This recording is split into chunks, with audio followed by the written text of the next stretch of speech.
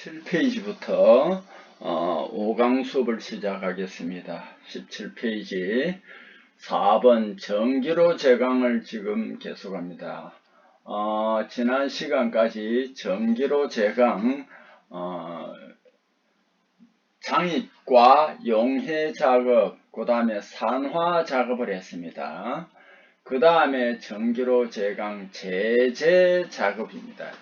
이 앞에 제는 제거하는 거고 또는 제거할 배자입니다. 제거하거나 배제하는 걸 말하고 뒤에 제자는 이거는 슬래그라는 뜻입니다. 그래서 이제 전기로 장입하고 용해하고 용해하는 시간이 제일 깁니다. 그 다음에 산화 작업을 하고 그 다음에 이제 우리가 뭐를 하냐면 제재 작업을 합니다.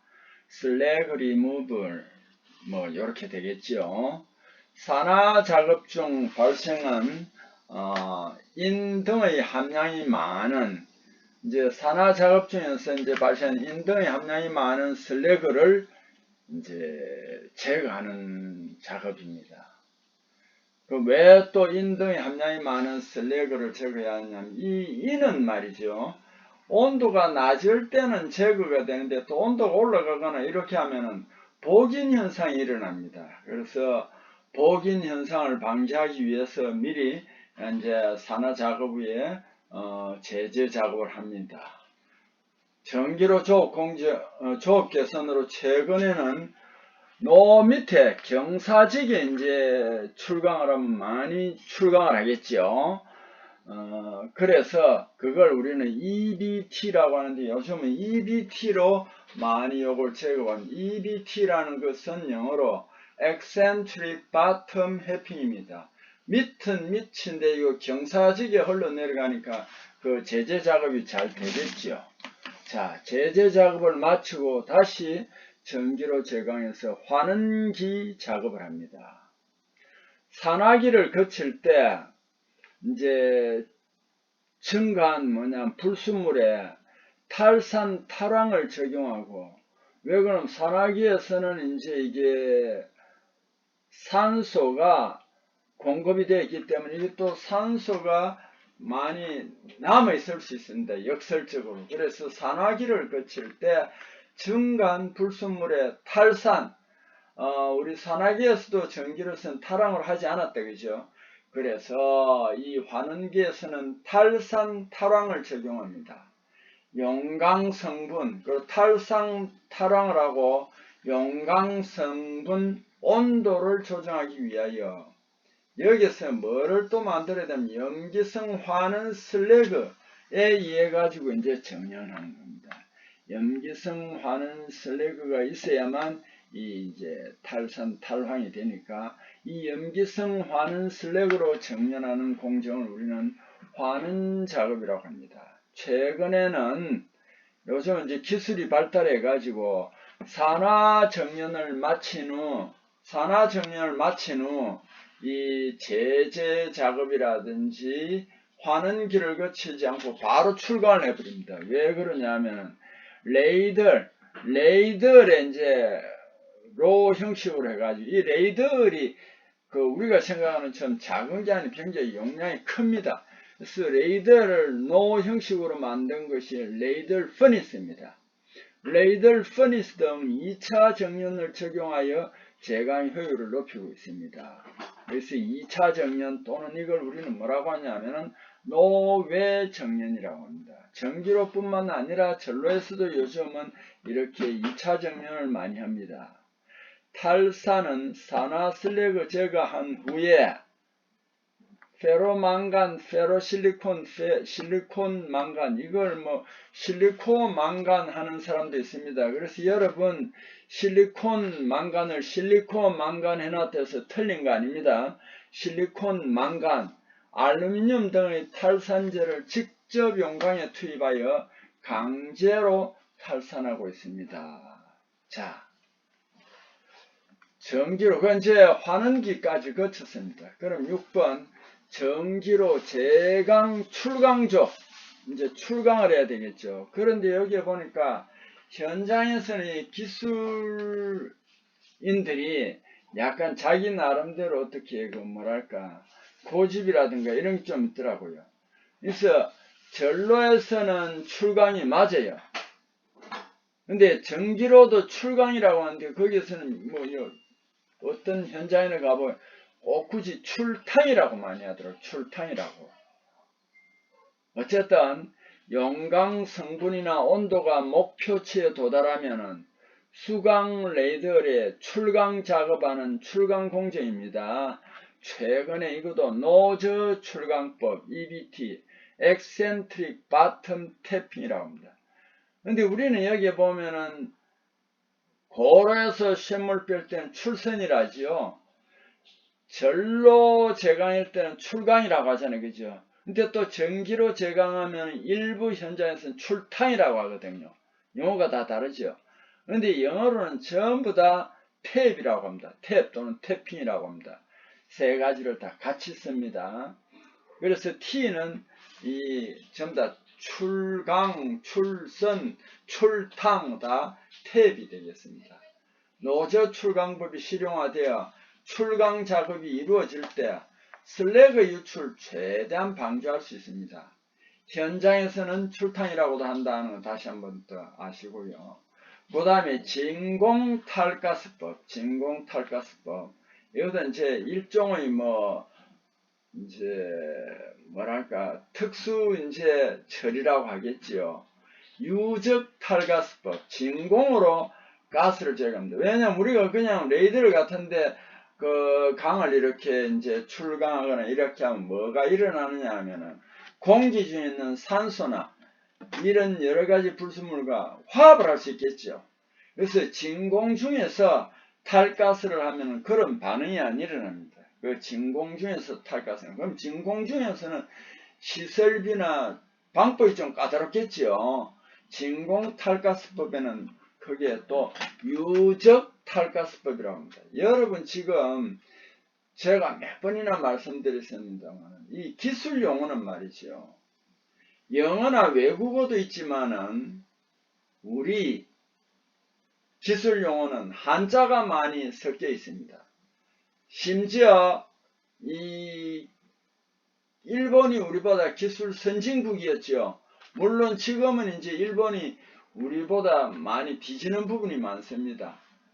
자, 그래도 이 기술 용어에는 일본식 한자가 많이 들어가 있습니다. 유적이라는 것은 흐를 유자입니다.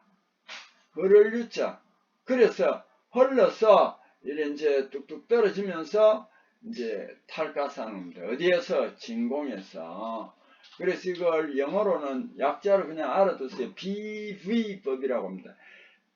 여기 2차 정년이나 노예 정년에 V자가 나오면 이거는 전부 다 진공이라는 뜻이에요. 흡인 탈가스법, 이거는 제가 본 데는 독일인 것 같아요. DHU 다 같은 말입니다. 또는 도르트문트가 여러분 그 본래 독일이 옛날에 철강 도시였는데 지금은 이제 독일이 철강 산업이 쇠퇴했어요.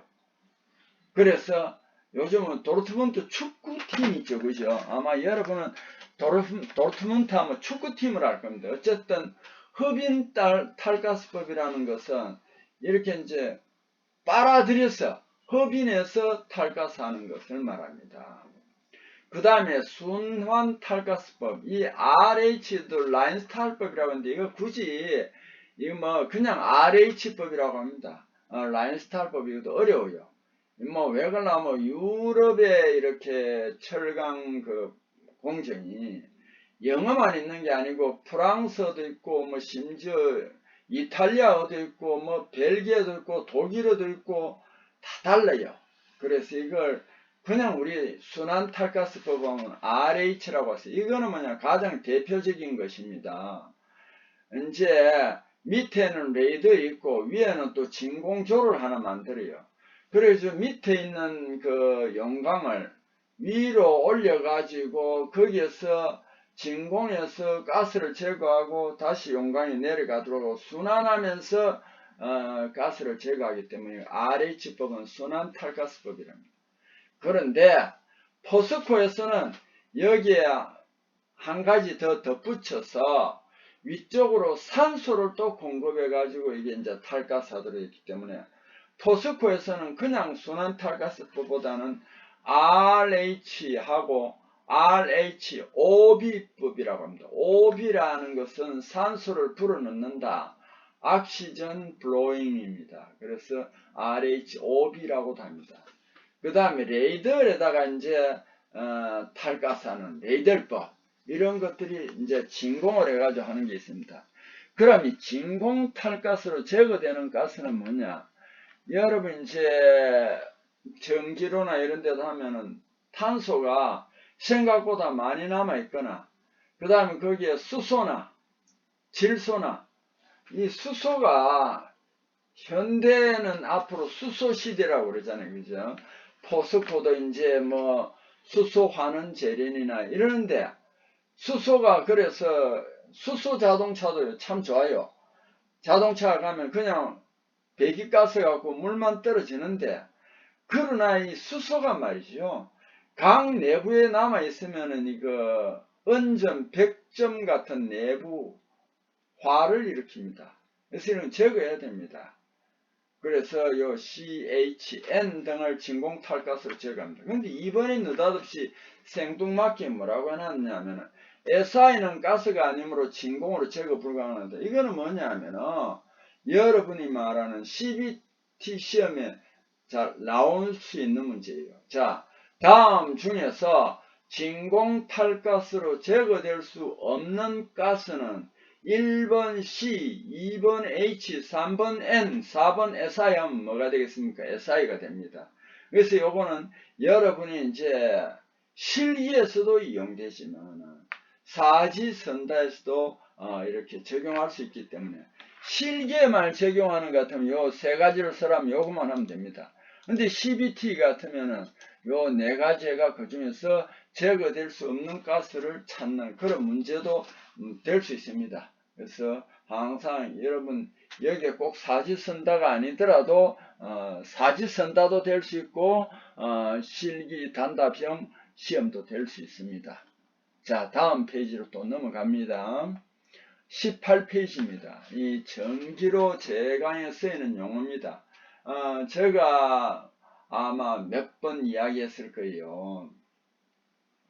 기술이나 과학이나 수학 이런 데도요. 사실은 우리가 그 용어를 이해를 해버리면은 적어도 뭐 어떤 때는 한 50% 정도는 이해하고 들어간답니다. 자, 디맨드 제어라는 게 있습니다. 제어는 컨트롤이죠. 디맨드는 요구하는 겁니다. 요구하는 걸 제어한다. 디맨드 제어. 아크식 제강 공장 그 전체 전력이 그 각 공장별로 막 요구하잖아요. 그죠? 어느 일정 제한량 넘지 않게 컨트롤 해주는 거. 전력 감시를 해주는 걸 말합니다. 이것이 디맨드 제어예요. 각 노예, 전력 분배 제어하는 자동 제어 장치입니다. 요즘 우리 가정에도 좋지요. 그 자동요 두꺼비 집이 있어가지고 전력이 순간적으로 공급 과잉될 때는 어떻게 되면 부하가 너무 걸릴 때는 두꺼비 집이 내려가 버립니다. 왜? 그 이상 계속 쓰면은 그 이제 파손이 일어나기 때문에 부하가 걸리기 때문에 이 이상 쓰지 마라 하고 꺼버립니다.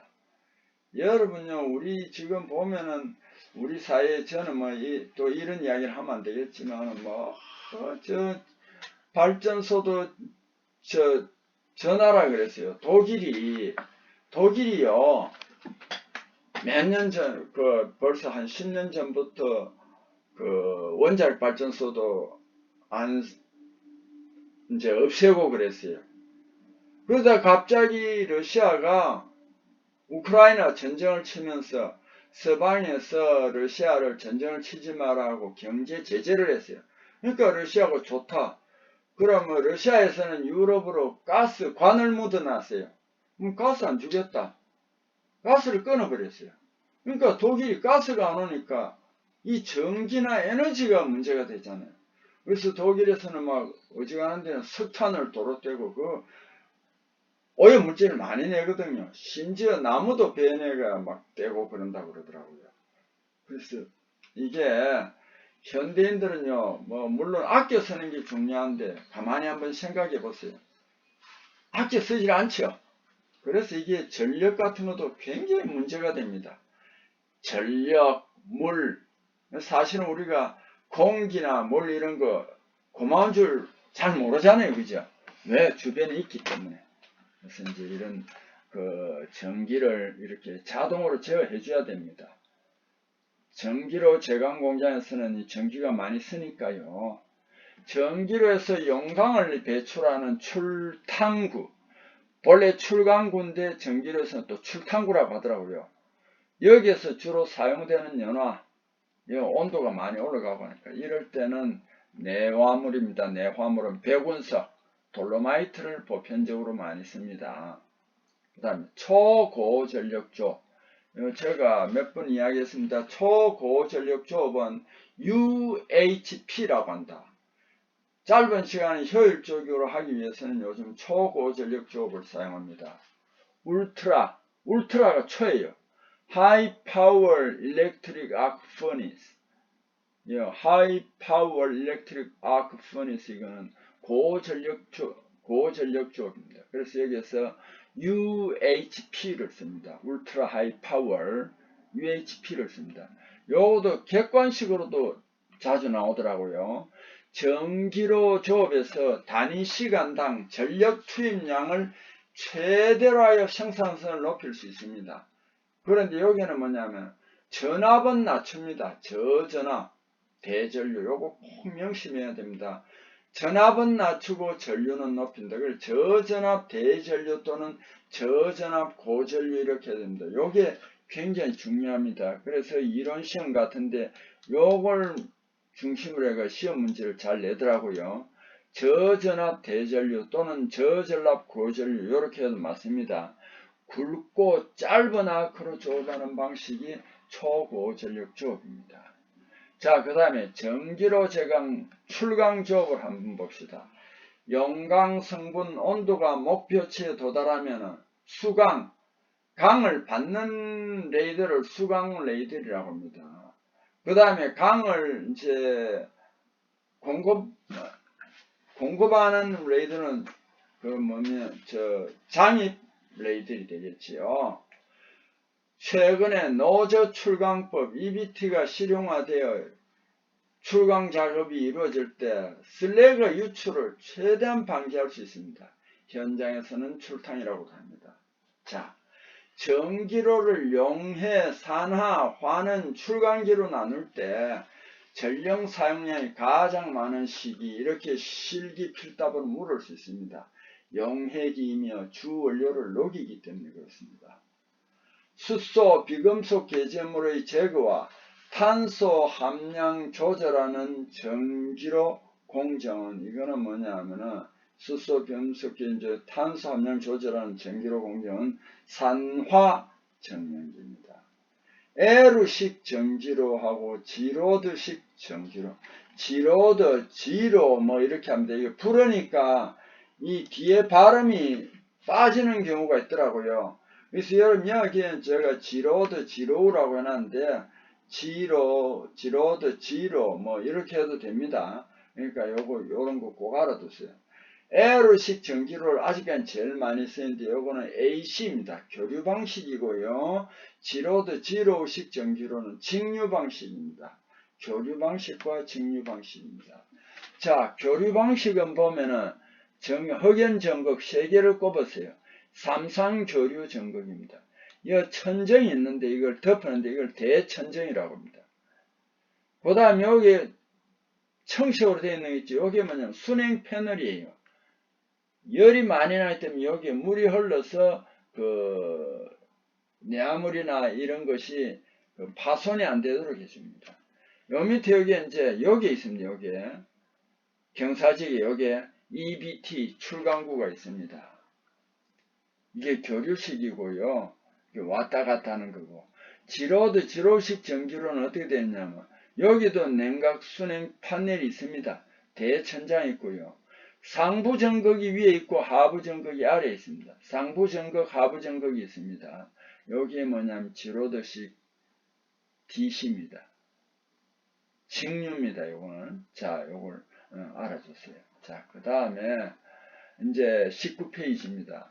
전기로에서 환원철 사용할 때의 장점. 환원철이라는 거는 뭐냐면은 우리 선철과 비슷합니다. 그런데 이거는 고로에서 생산하는 것이 아니고 어떤 도가니로나 이런 작은 로 같은 데서 품질이 높은 철광석을 넣고 수소가스나 이런 걸 가지고 녹입니다. 그래서 만든 건데 어쨌든 이것도 CSI, MMP에서 좀 많이 들어 있습니다. 자, 제강 시간 단축할 수 있어요. 생산성 향상, 형상 품위 일정하여 취급이 쉽고 자동 조업이 용이합니다. 그런데 환원철은 뭐냐면은 고철에는 이렇게 돌 성분이 없습니다. 왜냐면 일단은 강입니다.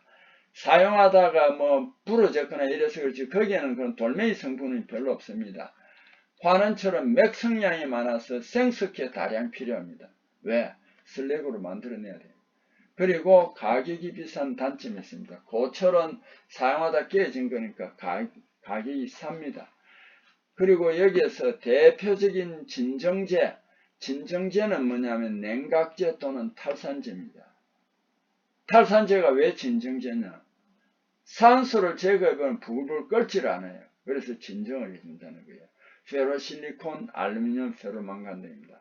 환원철은 고로에 의하지 않고 저렴한 CO, 수소가스, 석탄, 코크스를 환원제에 적용하여 철 90 내지 95% 정도로 광석을 직접 환원한 것입니다.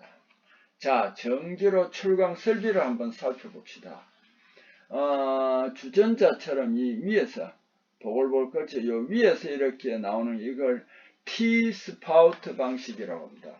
주전자 방식이라고 생각합니다. T-스파우트 방식이라고 합니다. 그 다음에 EBT 방식은 밑에서 나오는데 약간 경사지게 되어 있습니다. 경사지게 나오는 거고, CBT는 딱 중앙에 밑으로 떨어지도록 했습니다. 그래서 요즘은 EBT 전기로 방식이 많이 쓰입니다. EBT는 하부는 하부인데 경사지게 이제 출강하는 거고, CBT는 하부는 하부인데 바텀이 하부라는 뜻이요. T는 탭인데 C는 하부는 하부인데 딱 중앙에 밑으로 내려오도록 하는 겁니다. 그래서 제일 많이 쓰이는 것이 요즘은 EBT다. EBT 방식이다 하는 것을 여러분 꼭 알아주셔야 합니다.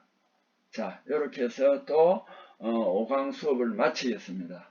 자, 여러분 수고했습니다.